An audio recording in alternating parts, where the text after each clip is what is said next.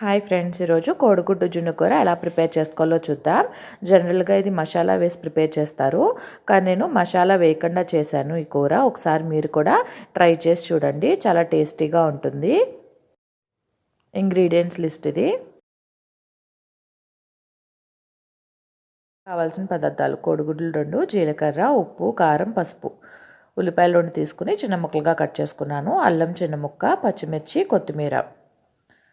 Mixie jar తీసుకుని అందులో అల్లం ముక్కలు, అలానే పచ్చిమిర్చి, ఈ ఎగ్ మిశ్రమానికి సరిపడా సాల్ట్ వేసుకోవాలి.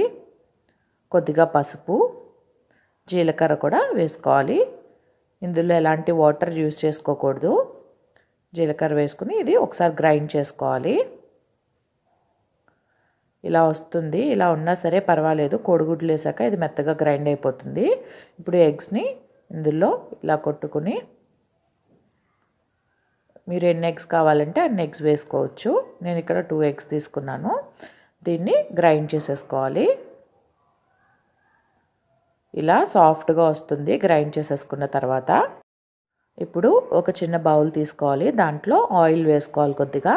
ఆ ఆయిల్ని మొత్తం బౌల్ అంతా స్ప్రెడ్ అయ్యేలాగా దాన్ని ఇలా చుట్టూ రొటేట్ చేసుకుంటే ఇలా మొత్తం స్ప్రెడ్ అయిపోతుంది. నేను కొద్దిగా మిశ్రమం కాబట్టి ఈ చిన్న బౌల్ సరిపోతుంది. ఎక్కువ ఎగ్స్ తీసుకుని ఎక్కువ క్వాంటిటీ ఉంటే కనుక వెడల్పు బౌల్ తీసుకుని అందులో ఆయిల్ రాసుకుని ఈ విధంగానే వేసుకోండి. ఇప్పుడు కడాయి పెట్టుకుని లో ఫ్లేమ్లో పెట్టుకుని 1 గ్లాస్ వాటర్ వేసుకోవాలి. ఇలా వేసుకున్న తర్వాత ఆ ఎగ్ మిశ్రమం వేసుకున్న బౌల్ని ఇందులో ప్లేస్ చేసుకోవాలి. ఇలా ప్లేస్ చేసుకుని పైన లిడ్ క్లోజ్ చేసేసుకోవాలి. ఇలా క్లోజ్డ్గా ఉన్న దాంట్లో పెట్టుకోండి, బయటికి ఎయిర్ రాకుండా. అప్పుడు ఆ స్టీమ్కి ఆ ఎగ్ కుక్ అయిపోతుంది. ఇలా ఒక 5 మినిట్స్, కరెక్ట్గా 5 మినిట్స్ సరిపోతుంది. ఇలా నైఫ్ పెట్టుకుని చూసుకుంటే అటు ఇటు ఏం అంటుకోకపోతే కనుక మనకి ఇది కుక్ అయిపోయినట్టు. తీసి పక్కన పెట్టేసుకుందాం. ఇంకా అంటుకుంటుంటే కనుక ఇంకొక 1 మినిట్ ఉంచండి. ఇప్పుడు ఉల్లిపాయలని గ్రైండ్ చేసుకోవాలి. కచ్చాపిచ్చాగా గ్రైండ్ చేసుకుందాం. గ్రైండ్ చేసేసుకున్నాను. ఇప్పుడు కడాయి పెట్టుకోవాలి. కడాయి పెట్టుకుని 2 టేబుల్ స్పూన్స్ ఆయిల్ వేసుకోవాలి. ఆయిల్ వేడెక్కిన తర్వాత ఈ ఉల్లిపాయల్ని గ్రైండ్ చేసి పెట్టుకున్న పేస్ట్ని వేసేసుకోవాలి. అలానే పచ్చిమిర్చి కూడా వేసుకోవాలి. వేసుకుని మొత్తం ఒకసారి మిక్స్ చేసుకుని మూత పెట్టుకుని కుక్ చేసుకోవాలి. ఇవి గోల్డెన్ కలర్ వచ్చేంత వరకు వీటిని కుక్ చేసుకోవాలి. ఇప్పుడు ఎగ్ ఆల్రెడీ కుక్ అయిపోయింది కదా, దాన్ని నైఫ్ యూజ్ చేసుకుంటూ ఇలా ఎడ్జెస్ని కట్ చేసుకుని వాటిని మళ్ళీ క్యూబ్స్ కింద ఇలా పొడుగ్గా, అలాగే పక్కకు కూడా సైడ్స్ కూడా కట్ చేసేసుకోవాలి. ఆయిల్ రాసాను కదా, అంటుకోదు జనరల్గా, లేదు ఒక్కొక్కసారి అంటుకుపోతుంది. అప్పుడు మనం దాన్ని కూడా కర్రీలో వేసేసుకోవచ్చు, ఏమీ కాదు అంటుకున్నా సరే.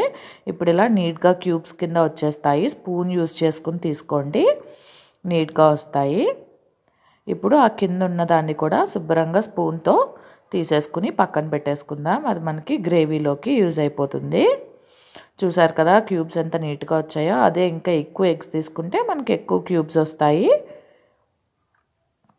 ఇంతే, చాలా ఈజీగా ప్రిపేర్ చేసుకోవచ్చు ఎగ్ జున్నుని. ఇప్పుడు ఉల్లిపాయలు మగ్గిపోయాయి, బ్రౌన్ కలర్లోకి వచ్చేసాయి. ఇప్పుడు రుచికి సరిపడా సాల్ట్ వేసేసుకుందాం.